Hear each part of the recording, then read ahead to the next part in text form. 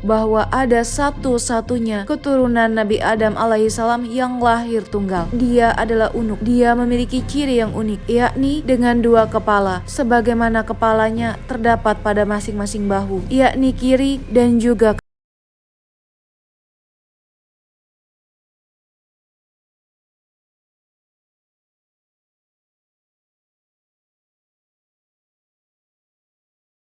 yang disebut-sebut sebagai pionir seks bebas dan hamil di luar nikah banyak tersebar.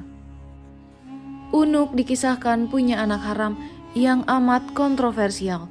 Bagaimana tidak? Selain bertubuh mega raksasa, sang putra hidup ribuan tahun, yakni sampai pada era Nabi Musa alaihissalam. Kisah Unuk memang menarik dan mirip dongeng. Banyak keanehan-keanehan dan ulama tafsir perlu mengkritisi kisah ini karena sudah beranggap bertentangan dengan Al-Quran dan Sunnah Nabi. Jumlah putra dan putri pasangan Nabi Adam dan Siti Hawa lumayan banyak. Konon Siti Hawa hamil sebanyak 120 kali dan setiap kehamilan melahirkan anak kembar dua, laki-laki dan perempuan. Jadi, jumlah anak Nabi Adam adalah 240 orang. Hal tersebut diriwayatkan Ibnu Tabari dalam Tariqwa Tabari. Soal jumlah putra-putri Nabi Adam ini memang ada banyak riwayat yang berbeda. Imam Ibnu Jaril dalam kitab Tarikhnya yang diriwayatkan dari berbagai perawi menyebutkan bahwa putra-putri Hawa dengan Adam tidak sebanyak itu. Hawa melahirkan 40 anak dari 20 melahirkan. Hal ini juga disebutkan oleh Ibnu Ishaq dengan sanad yang sama. Beberapa ulama menjelaskan pada setiap kelahirannya 2 anak kembar, 1 orang putra dan 1 orang putri. Anak pertama mereka adalah Qabil dan Iklimah. Sedangkan anak terakhirnya adalah Abdul Mughis dan Amanul Mughis. Hanya saja dalam kisah Unuk lain lagi diriwayatkan bahwa ada satu-satunya keturunan Nabi Adam alaihissalam yang lahir tunggal. Dia adalah Unuk.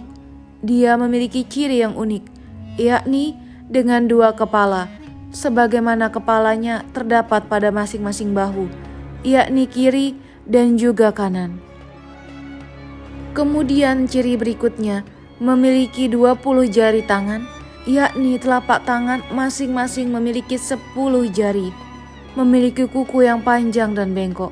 Diriwayatkan Hawa dengan jiwa keibuannya tetap merawat Unuk hingga si anak dewasa.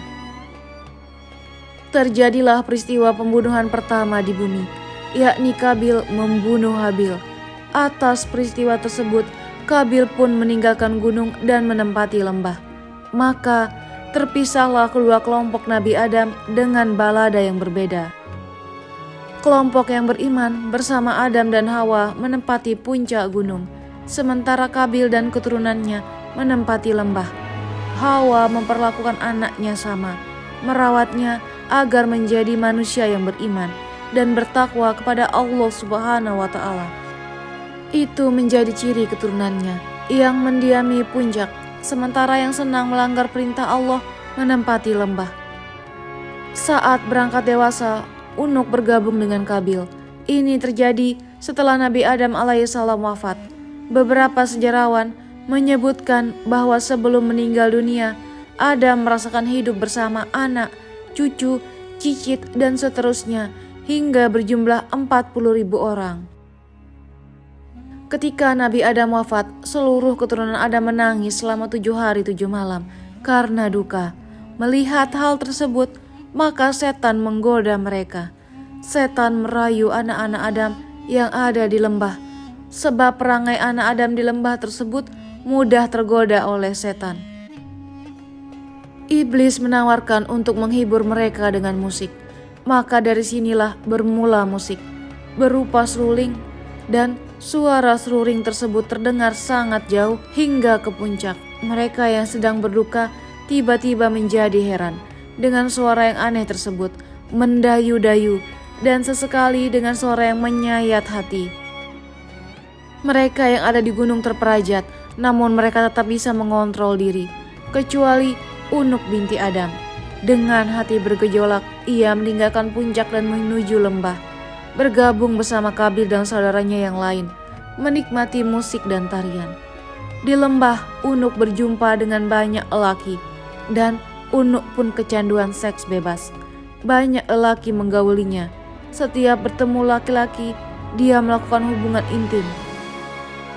Tanpa disadari, dia pun hamil, tanpa tahu siapa ayah dari anak yang ia kandung.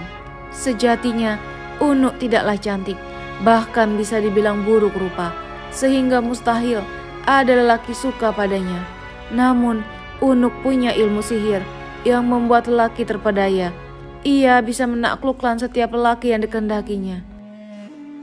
Unuk akhirnya melahirkan anak lelaki bernama Wajah alias Auj alias Waj, atau disebut saja Auj bin Unuk. Nasabnya ibu, karena tidak mereka ketahui siapa ayahnya. Siti Hawa sedih atas kelakuan putrinya itu. Maka beliau pun berdoa kepada Allah Subhanahu wa Ta'ala agar anaknya tersebut segera lenyap dari muka bumi. Allah pun mengutus singa sangat besar yang melebihi ukuran gajah. Singa menyerang Unuk, merusak seluruh badannya. Inilah kematian pertama oleh binatang. Unuk pun mati setelah setahun melahirkan Aud. Selanjutnya, Aud tumbuh menjadi orang yang sangat besar tubuhnya. Tingginya mencapai 600 siku orang dahulu, yaitu sama dengan satu lengan siku orang sekarang, dan lebarnya seukuran itu. Sampai-sampai ada sebuah riwayat, ketika angin topan datang, angin tersebut tingginya tidak melebihi lutut Aud. Apabila dia duduk di atas gunung, tangannya dia ulurkan ke laut, mengambil ikan dan kemudian memanggangnya di matahari. Dan apabila dia marah kepada sebuah penduduk kampung, dia mengencingi mereka, sehingga mereka tenggelam dalam air kencingnya. Menurut sebuah riwayat, Aud menguasai sebuah penduduk kampung. Diriwayatkan pula bahwa Aud bin Unuk hidup berumur 4.500 tahun. Dia masih hidup hingga zaman Nabi Musa alaihissalam.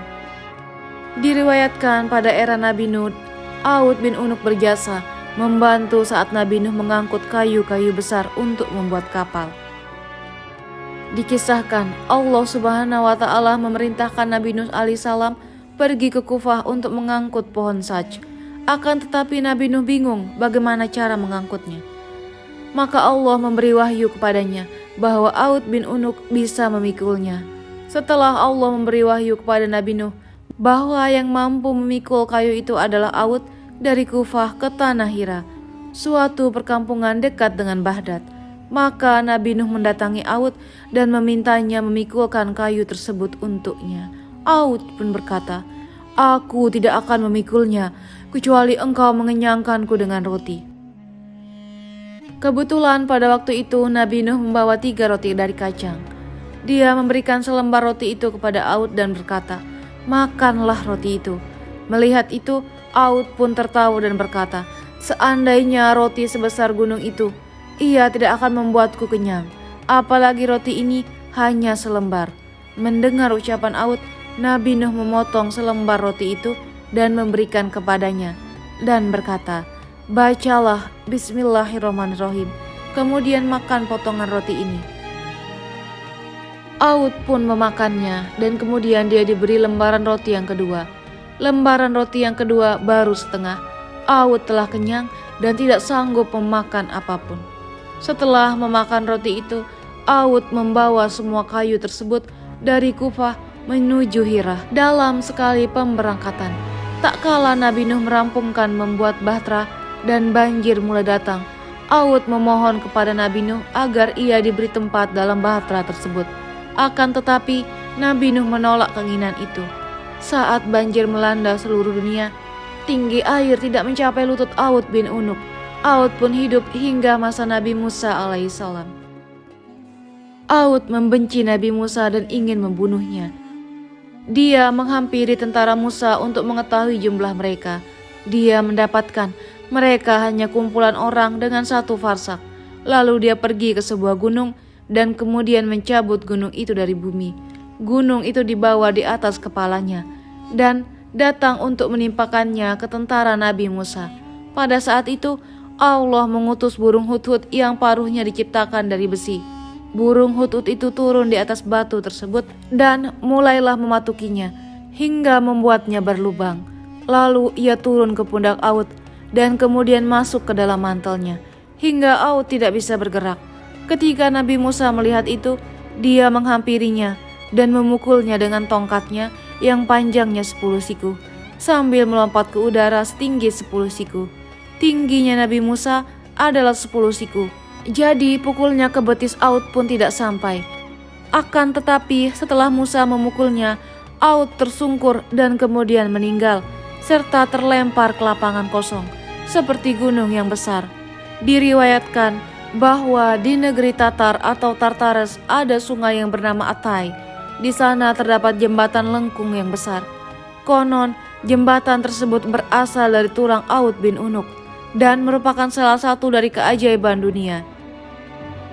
Syekh Hamid Ahmad At-Tahir Al-Bashuni dalam bukunya berjudul Syahih Kasyashi Al-Quran dan diterjemahkan menjadi kisah-kisah dalam Al-Quran oleh Muhyiddin Masrida dan Muhammad Khalid Asy'ari menyebutkan Aud bin Unuk termasuk kisah dusta. Sebagaimana disebutkan dalam riwayat, adalah orang kafir yang suka membangkang, sombong dan jahat. Setelah itu, pada banjir di era Nabi Nuh, Allah tidak membinasakannya. Sekalipun dia dikenal membangkang, kafir, sombong, jahat, dan anak pezina, itu aneh secara akal. Syekh Hamid Ahmad At-Tahir mengatakan, bagaimana mungkin Allah membinasakan anak Nuh karena kekufurannya dan ayahnya seorang nabi dan pemimpin orang beriman, sedangkan Allah Subhanahu wa Ta'ala tidak membinasakan Aud bin Unuk padahal dia lebih zalim dan melampaui batas dari apa yang mereka sebutkan. Ibnu Katsir kemudian menyalahkan riwayat ini karena bertentangan dengan Al-Quran dan hadis syahih. Sedangkan dalil nakli dari Al-Quran, Allah Subhanahu wa Ta'ala berfirman, dan kami tenggelamkan golongan yang itu. Quran Surat Asy-Syu'ara ayat 66. Allah Subhanahu wa Ta'ala juga berfirman, Nuh berkata, ya Tuhanku, janganlah engkau biarkan seorang pun di antara orang-orang kafir itu tinggal di atas bumi. Quran Surat Nuh ayat 26. Riwayat ini juga bertentangan dengan hadis syahih dari Nabi Shallallahu Alaihi Wasallam bahwa beliau bersabda, sesungguhnya Allah menciptakan Adam, panjangnya 60 hasta. Kemudian ukuran penciptaan itu terus berkurang hingga sekarang. Ini merupakan hadis sahih dari Nabi Shallallahu Alaihi Wasallam yang tidak pernah berbicara karena mengikuti hawa nafsu. Ucapannya itu tiada lain hanyalah wahyu yang diwahyukan kepadanya. Quran Surat An-Najm ayat 4. Kenyataannya tinggi manusia terus berkurang, mulai dari diciptakan Adam hingga sekarang. Ini berarti bahwa tidak ada keturunan Adam yang lebih tinggi darinya. Riwayat tentang Aud bin Unuk ini tidak lain berasal dari orang kafir yang notabene-nya merupakan musuh para nabi. Wallahu alam, ujar Syekh Hamid Ahmad At-Tahir. Kemudian Ibnu Qayyim Al-Jauziyah menjelaskan kedustaan dan riwayat ini. Dia berkata, tidak terlalu mengherankan bahwa mereka berani berdusta kepada Allah. Namun yang lebih mengherankan apabila ada orang yang berani memasukkan hadis ini ke dalam kitab-kitab para ulama dan kitab-kitab tafsir yang diakui, serta tidak menjelaskan kerancuannya. Menurut ahli kitab, Aud bin Unuk bukan berasal dari keturunan Nuh, melainkan keturunan Adam. Sementara Allah Subhanahu wa Ta'ala berfirman, dan kami jadikan anak cucunya orang-orang yang melanjutkan keturunan. Quran Surat Asy-Syaffat ayat 77. Allah Subhanahu wa Ta'ala memberitahukan bahwa semua orang yang masih hidup di muka bumi ini termasuk keturunan Nabi Nuh. Seandainya Aud itu memang benar ada, niscaya dia tidak lagi hidup setelah Nuh. Ibnu Qayyim Al-Jauziyah menambahkan, tidak diragukan lagi bahwa hadis ini dan semacamnya dibuat oleh orang kafir dan ahli kitab yang mengejek para rasul dan pengikutnya. Wallahu alam. Waalaikumsalam warahmatullahi wabarakatuh.